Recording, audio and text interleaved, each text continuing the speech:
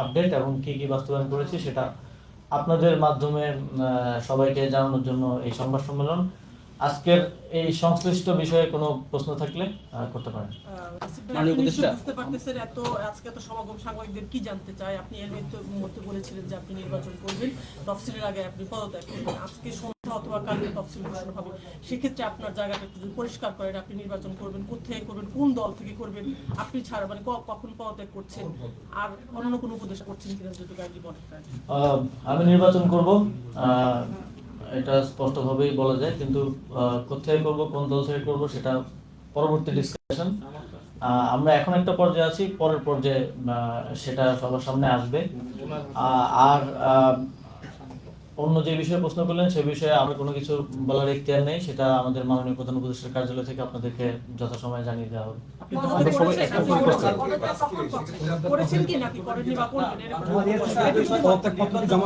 এ বিষয়ে আমার কোনো কিছু বলার অনুমতি নেই, এটা মাননীয় প্রধান উপদেষ্টার দপ্তর থেকে আপনাদেরকে জানিয়ে দেওয়া হবে। মাননীয় প্রধান উপদেষ্টার প্রেস উইং থেকে আপনাদেরকে জানিয়ে দেওয়া হবে।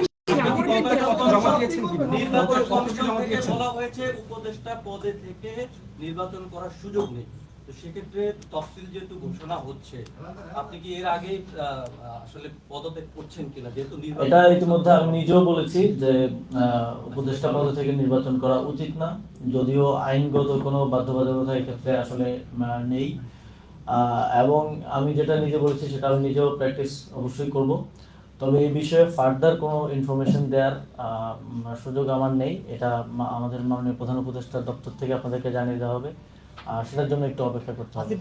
আগে যে কালচারটা ছিল যে সবকিছু ধোঁয়াশা, আপনারা এসেছেন একটা ট্রান্সপারেন্ট ওয়েতে বিদায় নেওয়ার সুযোগ এসেছে। আপনি নিজে পদত্যাগ করবেন কিনা সেটা আপনার তো বলার ইখতিয়ার, আমাদের জানার অধিকারও আছে। আমি তো এখনো একটা সিস্টেমের মধ্যে আছি, তো আমাকে সিস্টেম ফলো করতে হয়। আমাকে যদি আমার উপর থেকে কোনো নির্দেশনা আছে সেটাকে আমার মেনে চলতে হয়, তো সেই জায়গা থেকে এই বিষয়ে আমি এখন আজকে কিছু বলতে পারছি না। এটা মাননীয় প্রধান উপদেষ্টার দপ্তর থেকে আপনাদেরকে জানিয়ে দেওয়া হবে। এই বিষয়টা আর লেগে না করি, আর কোনো প্রশ্ন থাকলে আজকে প্রসঙ্গে একটা কথা বলি। আপনি যে প্রেস ব্রিফিং করেছেন সেখানে এই এতদিন দায়িত্ব পালন করেন, যেহেতু নির্বাচন করেন 2 দিন আগে পরে হয়তো আপনি এতদিন দায়িত্ব পালনের ক্ষেত্রে মানে উপদেষ্টা হিসেবে খুব গুরুত্বপূর্ণ সুখকর কোনো ঘটনা আর সবচেয়ে তিক্ত ঘটনা যেটা নিয়ে আপনি হয়তো বিদায় নেবেন, এরকম দিয়ে একটা অভিজ্ঞতা যদি করেন। সেভাবে আসলে ডিস্টিংগুইশ ভাবে চিন্তা করার মতো সময় হয় নাই, তবে এই দায়িত্বে থাকাকালীন অবশ্যই আওয়ামী লীগের বিদায় নেওয়ার পরে বাংলাদেশে বাক স্বাধীনতা পুনঃপ্রতিষ্ঠিত হয়েছে। তবে আমি মনে করি কোনো কোনো ক্ষেত্রে আমার ক্ষেত্রে বাক স্বাধীনতার অনেকে অপপ্রয়োগও করেছেন, অনেক সংবাদ মাধ্যমও করেছে, যদিও আমাদের জায়গা থেকে আমরা সেটা পরিষ্কার করার চেষ্টা করেছি। বাক স্বাধীনতা থাকবে এবং সেটার যেন প্রকৃত ব্যবহারটাও সবাই নিশ্চিত করে, সদ্ব্যবহারটা নিশ্চিত করে, এটাই আমার প্রত্যাশা থাকবে। এবং এটা আমার দিক থেকেও আমি প্র্যাকটিস করার চেষ্টা করবো এবং আপনাদের দিক থেকেও আপনারা করবেন, এটাই প্রত্যাশা থাকবে। মিনিস্ট্রি কেন্দ্রিক অভিজ্ঞতা, যে কয়েকটি মিনিস্ট্রিতে আপনি দায়িত্ব পালন করছেন সেই কেন্দ্রিক অভিজ্ঞতা, যেহেতু আজকে আপনার উন্নয়নের ফিরিস্তি আপনি দিয়েছেন, ভালো মন্দ একটু মিশন যদি বলেন। মিনিস্ট্রি কেন্দ্রিক অনেক ধরনের অভিজ্ঞতাই হয়েছে, অনেক কিছুই হয়তো বলা যায় না। তো আসলে এই ধরনের পর্যায়ে কাজ করতে গেলে নানা ধরনের জটিলতা যেমন আছে। বিগত এই প্রায় 1.5 বছরে আমার মনে হয় যে আমি এর আগে আমার জীবনে প্রায় 25 বছরে যা শিখেছি তা এই 1.5 বছরেই তার থেকে অনেক বেশি শিখতে পেরেছি। এটা আমার জন্য একটা লার্নিং প্রসেস ছিল। তবে আমার দিক থেকে আমার উদ্দেশ্য সবসময় খুব স্পষ্টভাবে এটাই ছিল, যেহেতু অনেক মানুষের জীবন দেওয়ার মধ্য দিয়ে আমরা এই দায়িত্ব পেয়েছি, সেই জায়গা থেকে সর্বোচ্চ স্বচ্ছতা, নিষ্ঠা এবং জবাবদিহিতার সাথে কাজ করা এবং যে দায়িত্বটা পেয়েছি, যে সময়ের জন্য, যতটুকু সময়ের জন্য পেয়েছি সেই সময়ের সর্বোচ্চ সদ্ব্যবহার করার চেষ্টা আমি করেছি। এবং আমার সাথে যারা আমার সহকর্মী ছিলেন তাদেরকেও অনেক সময় অফিস টাইমের বাইরেও অতিরিক্ত কাজ করতে হয়েছে, কারণ আপনারা দেখেছেন যে আমরা স্বাভাবিকভাবে অন্যান্য বিভিন্ন মন্ত্রণালয়ের থেকে অনেকাংশে অনেক বেশি উদ্যোগ গ্রহণ এবং বাস্তবায়ন করেছি। ফলে আমি আমার টিমকেও বিশেষভাবে আজকের দিনে ধন্যবাদ জানাতে চাই, এবং আপনাদেরকেও ধন্যবাদ জানাতে চাই। আপনারা সবসময় আমাদের কাজগুলোকে জনগণের সামনে উত্থাপন করতে সহযোগিতা করেছেন। মাননীয় উপদেষ্টা, আমার একটা প্রশ্ন ছিল, আমরা জানি যে এনসিপি ধারণ করে একটি দল গঠন করা হয়েছে। এনসিপি দল গঠন করার আগে যখন জুলাই আন্দোলনে আপনারা সবাই একসাথে ছিলেন, আপনি পদত্যাগ করবেন আজকে না হয় কাল, সেটা আমরা হয়তো জানবো। আপনি আজকে নির্বাচনের ঘোষণা দিয়েছেন, এই যে যাদের সাথে আপনি একসাথে আন্দোলনে ছিলেন, স্বৈরাচার বিদায় করেছেন, আপনি পদত্যাগ করে কি ওই দলের সাথে কি আপনি নির্বাচন করবেন অথবা অন্য কোনো দলের সাথে হয়ে করবেন? এই বিষয়টা আসলে তো ভরসা রাখার প্রয়োজন কেন মনে করছেন? অথবা আপনি এনসিপির সাথে নির্বাচন করবেন, সেটা ঘোষণাতে মানে বিষয়টা স্পষ্ট করবেন কিনা? ধোঁয়াশা রাখছি না এই বিষয়ে, আসলে সত্যিকার অর্থেই কোনো সিদ্ধান্ত হয়নি এখনো। আর এই বিষয়ে যদি চূড়ান্ত সিদ্ধান্ত হয় তাহলে আপনারা সবাই জানতে পারবেন। এবং যে দলের কথা বললেন, অবশ্যই যারা গণঅভ্যুত্থানে আমার সহযোগিতা ছিলেন তারাই সেই দলটা করেছে। তো আমি আরো অনেক আগেই বলেছি যে এটা ধরে নেওয়া ঠিক হবে না যে আমি সেই দলেই যুক্ত হব বা অংশগ্রহণ করবো। তবে আশা করি আগামী কয়েকদিনের মধ্যে সবকিছু পরিষ্কার হয়ে যাবে। আমরা যেটা জেনেছি যে আপনি বিএনপি থেকে নির্বাচন করবেন এবং ধানমন্ডি থেকে, এটার সত্যতা কতটুকু? আমার জানার মতে বিএনপি ধানমন্ডিতে নমিনেশন দিয়েছে। এই ধরনের স্পেকুলেশন, অনেক ধরনের স্পেকুলেশন হয়েছে। আই থিঙ্ক যে আপনাদের জায়গা থেকে বস্তুনিষ্ঠ তথ্যের প্রতি আসলে মনোযোগটা দেওয়া উচিত। মাননীয় উপদেষ্টা, আপনি জবাবদিহিতার কথা বলছিলেন, আপনি আপনার টিমের কথা বলছিলেন, আপনার টিমে নিশ্চয়ই আপনার এপিএসও থাকবে। ওনার বিরুদ্ধে দুর্নীতির একটা অভিযোগ উঠেছিল এবং সেই তদন্ত দুদকে ভাটা পড়েছে, সেই বিষয়টি কিন্তু আপনি নজরে দায়িত্বে থাকা অবস্থায় আনেননি। তাহলে স্বচ্ছতার বিষয়টা আসলে কোথায় আসলো? আমার সোশ্যাল মিডিয়ায় আমি পোস্ট করে জানিয়েছিলাম সে সময় যে দুদককে আমি অনুরোধ করেছিলাম এই বিষয়টি তদন্ত করার জন্য, এবং এটা আপনারাও কভার করেছিলেন। যখন এই বিষয়ে অভিযোগ আসে আমার জায়গা থেকে আমি সর্বোচ্চ আমার এই কনফিডেন্সটা ছিল যে আমি কাউকে এ ধরনের কোনো কিছু করার সুযোগ দেইনি এবং আমার টিমের কেউ এই ধরনের কোনো কিছুর সাথে জড়িত নয়। সে কারণে আমি নিজেই দুদকে যোগাযোগ করে তাদেরকে অনুরোধ করে এই বিষয়ে অধিকতর অনুসন্ধান করার জন্য। দুদক সে বিষয়ে অনুসন্ধান করেছে, এখন পুরোটা বিষয়ই দুদকের এখতিয়ারাধীন। এই বিষয়ে দুদক আপনাদেরকে জানাতে পারবে যে সর্বশেষ আপডেট কি। আপনি কত আগে বলেছিলেন যে আরো অনেকেই নির্বাচনে অংশগ্রহণ করবেন, একটু পরিষ্কার যদি করেন, উপদেষ্টাদের মধ্যে এমন কেউ আছেন নাকি সরকারে তারা আছে, তাদেরকে বলতে করছেন না এখন পর্যন্ত? আমি আসলে অন্য কারোর পক্ষ থেকে কিছু বলার মতো অবস্থানে নেই। জাস্ট 2 দিনের মধ্যে সবকিছু পরিষ্কার হয়ে যাবে। আপনি উন্নয়ন নিয়ে কথা বলেছেন, আমি একটা কথা বলতে, আপনি বরিশাল এলাকায় একটা উন্নয়ন ব্রিজ উদ্বোধনে অনলাইনে যুক্ত করার কথা, ব্রিজটার নাম ছিল আপনি উদ্বোধনের জন্য 36 জুলাই নামকরণ করার একটা প্রস্তাব ছিল। এই উদ্বোধন নিয়ে একটা অপ্রীতিকর ঘটনা ঘটেছিল এবং এই জুলাইটার নামটা কেন চেঞ্জ করা হলো এবং অপ্রীতিকর ঘটনার জন্য আপনি কাদেরকে দায়ী করছেন?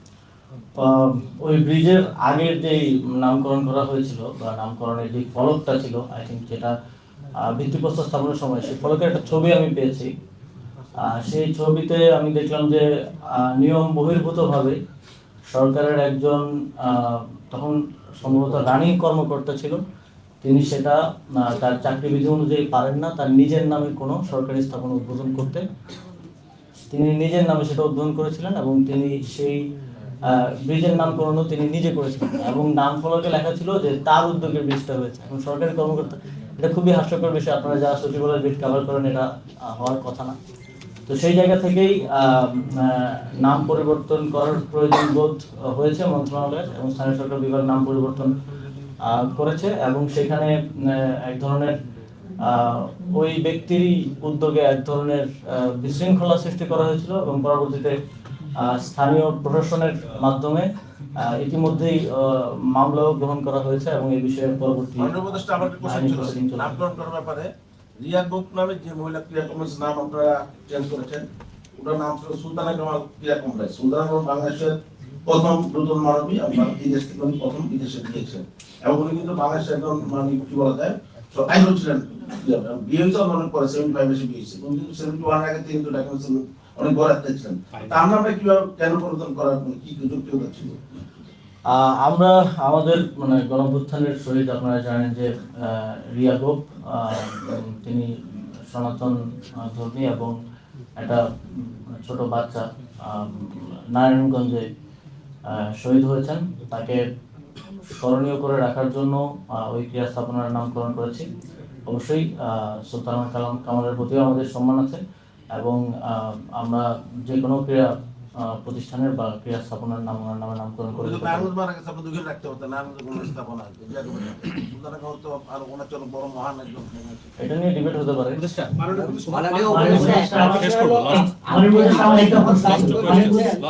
আপনি দায়িত্ব নিয়েছেন এই ধরেন 1.5 বছর হলো, সেখানে এই মন্ত্রণালয় চালানোর ক্ষেত্রে আপনি কোনো চ্যালেঞ্জের মুখে পড়েছেন কিনা, যেটা নাকি আপনার অপ্তিগুলি রয়ে গেল, এবং এই যে আমলাতান্ত্রিক জটিলতার মধ্যে আপনি কোনো পড়েছেন কিনা একজন উপদেষ্টা হিসেবে?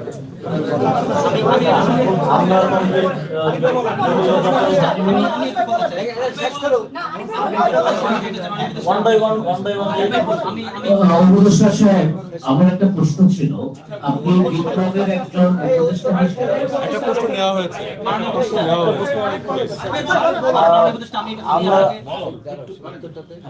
আমলাতান্ত্রিক জটিলতা তো সবসময়ই থাকে, আপনারা জানেন। তবে থ্যাঙ্কস টু মাই টিম, যারা আমার মন্ত্রণালয়গুলোতে সচিবের দায়িত্ব পালন করেছেন এবং বিভিন্ন গুরুত্বপূর্ণ শাখার দায়িত্ব পালন করেছেন, ওনারা কখনো সেভাবে এটা ফিল হতে দেন নাই। অবশ্য আপনারা জানেন যে অনেক আন্তঃ মন্ত্রণালয় প্রক্রিয়ার মধ্য দিয়ে অনেক কাজ বাস্তবায়ন করতে হয়, সেক্ষেত্রে জটিলতা হয়েছে, দীর্ঘসূত্রিতা হয়েছে, অনেক কাজই হয়তো যথাসময়ে বাস্তবায়ন করা যায়নি, অনেক কাজই হয়তো এখনো প্রক্রিয়াধীন আছে এই ইয়ার কারণে। তারপরেও আমি যে টিম পেয়েছি উভয় মন্ত্রণালয়ে যারা দায়িত্বে ছিলেন, তারা খুব দ্রুততার সাথে কাজ বাস্তবায়ন করেছেন। আপনি আপনার উন্নয়নের কথা বলেছেন, আপনি 30 মিনিট ধরে বলেছেন।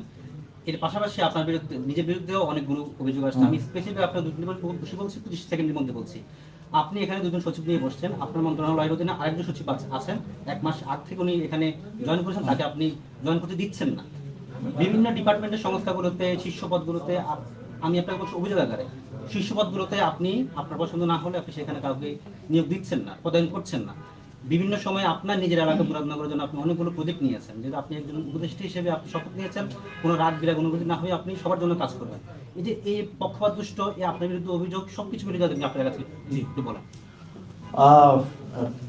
কোনো একজন সচিব জনপ্রশাসন মন্ত্রণালয় থেকে জয়েনিং পেয়েছেন, কিন্তু আপনারা জানেন যে প্র্যাকটিস অনুযায়ী তার জয়েনিং লেটারটা ওই মন্ত্রণালয়ের দায়িত্বে যিনি আছেন তাকে অ্যাকসেপ্ট করতে হয়, এবং এটা পল্লী উন্নয়ন সমবায় বিভাগে প্রথমবার হয় নাই। এটা এর আগে এই সরকারের আমলেই মৎস্য ও প্রাণী সম্পদ মন্ত্রণালয় হয়েছে এবং আরও একটা মন্ত্রণালয় হয়েছে, যে শ্রম মন্ত্রণালয়ও হয়েছে। উপদেষ্টা জয়েনিংটা অ্যাকসেপ্ট না করার কারণে ফিরে যেতে হয়েছে। এটাই প্র্যাকটিস এবং এটাই নিয়ম, এখানে নিয়মের বাইরে কোনো কিছু হয় নাই। এবং যেটা ওই আঞ্চলিক পক্ষপাতের বিষয়ে যেই অভিযোগটা এসছে, আপনারা হয়তো দেখেছেন যে প্রথম আলোর একদম ফ্রন্ট পেজে খুবই সুন্দর ভাষায় একটা হেডলাইন দেওয়া হয়েছিল যে ওই আমার নিজের এলাকায় কুমিল্লায় আমি একটা প্রজেক্ট নিয়েছি, কিন্তু আমি জানি না ওনারা কিসের ভিত্তিতে নিউজ করেছেন, কারণ সেই একটা প্রজেক্ট পাস হওয়ার আগ পর্যন্ত তো আপনি সেটা নিয়ে কাভার করাটা কতটুকু, আমি নিজে সাংবাদিকতায় পড়াশোনা করে নিয়ে আপনারা হয়তো বেটার জানবেন। এই প্রজেক্টটা এখনো পাস হয়নি এবং এই প্রজেক্টটা আপনারা জানেন যে তফসিল হয়ে গেলে আর কোনো একনেক বৈঠক হবে না, তো এই সরকার আমলে পাস হচ্ছে না। ফলে এই যে অভিযোগ এবং বাস্তবতার মধ্যে একটা ফারাক আছে, কারণ সাধারণ জনগণ হয়তো এত জটিলতা বোঝে না যে প্রজেক্ট পাস হলো কি হলো না সেটা তারা দেখে না, নিউজ দেখেই মনে করতে পারে যে এটা এখানে হয়েছে। আবার নিউজে 2টা জেলার কথাই উল্লেখ করা হয়েছে, অথচ এরকম প্রজেক্ট 20টা 24টা জেলায় আছে। আমাদের সময় নেওয়া হয়েছে 4টা জেলায়, এর আগে নেওয়া হয়েছে 20টা জেলায়, এবং আরও এরকম 6-7টা জেলায় প্রকল্প নেওয়ার প্রক্রিয়াধীন আছে। তো এটা অনেক সময় প্রেজেন্টেশনের কারণে মনে হতে পারে, অথবা উদ্দেশ্যপূর্ণভাবে প্রেজেন্ট করা হতে পারে। তবে চূড়ান্তভাবে পাস হওয়ার আগে নিউজ করাটাও আই থিঙ্ক যে কতটুকু বাস্তবসম্মত, এবং অনেক সময় পারসেপশনটা তৈরি করা যায় এই নিউজ করার মাধ্যমে। কারণ সাধারণ জনগণ হয়তো, আপনারা যারা সচিবালয় বিট কভার করেন তারা জানেন যে একটা প্রকল্প পাস হওয়ার প্রক্রিয়াগুলো কী কী বা কখন চূড়ান্তভাবে পাস হয়ে এসছে, কিন্তু সাধারণ জনগণ তো আর সেটা বোঝে না। তারা নিউজ দেখেই মনে করে যে হয়ে গেছে, কিন্তু আসলে ওই প্রকল্পটা পাসই হয়নি। কিন্তু এটা দিয়ে নিউজ করে এক ধরনের পারসেপশন তৈরি করে ফেলা হয়েছে যে আসিফ মাহমুদ স্থানীয় পক্ষপাতিত্ব করছেন। আর কোনো সম্পদের হিসাব বিবরণী দাখিল করবেন কিনা? ইতিমধ্যে আমি সম্পদের হিসাব বিবরণী আজকে সকালেই দাখিল করেছি এবং আমার যে কূটনৈতিক পাসপোর্ট আছে সেটাও আমি ক্যান্সেল করেছি। মাননীয় উপদেষ্টা, আপনার আজকের যে ব্রিফিং এখানে বিদায়ের শুরু, আপনি কি কালকে উপদেষ্টা পরিষদের বৈঠক আছে সেখানে কি পদত্যাগপত্র জমা দেবেন না আজকে দিয়েছেন? উপদেষ্টা পরিষদ বৈঠকে আমাকে ডাকা হয়েছে, বাকিটা আমাদের মাননীয় প্রধান উপদেষ্টা আর যে প্রেস উইং আছে সেখান থেকে আপনাদেরকে জানানো হবে। আপনি যেহেতু এই বিষয়টা বললেনই, একটা ওয়েস্ট মিনিস্টার স্টাইলে যখন ক্যাবিনেট চলে, ক্যাবিনেটের প্রধানমন্ত্রীর যে বৈশিষ্ট্য ফার্স্ট টাইম দ্য অল, মানে এইখানে আমাদের গণতান্ত্রিক প্রক্রিয়ায় যে চর্চাটা হয়, রাজনৈতিক দলগুলো করে প্রধান উপদেষ্টা বা প্রধানমন্ত্রী মানে হচ্ছে সর্বোচ্চ স্তর, ওইখানে সবকিছু অর্ডার হয়, সেগুলো চলে। কিন্তু ওয়েস্ট মিনিস্টার স্টাইলে প্রত্যেকজন মন্ত্রী স্ব দায়িত্বে সর্বোচ্চ গুরুত্ব দিয়ে তাদের ব্যক্তিত্ব নিয়ে কাজ করেন। তো আপনার এই উপদেষ্টা পদ থেকে পদত্যাগ করবেন কি করবেন না, সেটার বিষয়ে যখন প্রধান উপদেষ্টার কাছ থেকে আসতে হয়, তার মানে কি উপদেষ্টা হিসেবে আপনার একটা ব্যক্তিত্বহীনতা প্রকাশ পায় না? বা আগের সরকারগুলো যে প্র্যাকটিস করতো, আমাদের দেশ তো আর ওয়েস্ট মিনিস্টার স্টাইলে চলছে না, আমাদের দেশ যে স্টাইলে চলছে সেই স্টাইলেই তো চলছে। আনটিল এই জিনিসগুলো সংস্কার হোক বা ইয়ে হোক, তার আগ পর্যন্ত তো আমরা সেটা পরিবর্তন করতে পারছি না। ধন্যবাদ আপনাদের সকলকে, আপনারা অনেক অপেক্ষা করেছেন দীর্ঘ সময়, আজকে নিচ্ছি না, ধন্যবাদ, দীর্ঘ সময় অপেক্ষা করে আমাদেরকে কভার করেছেন। থ্যাংক ইউ সকলকে, আবার দেখা হবে অন্য কোনো জায়গায়। Thank you.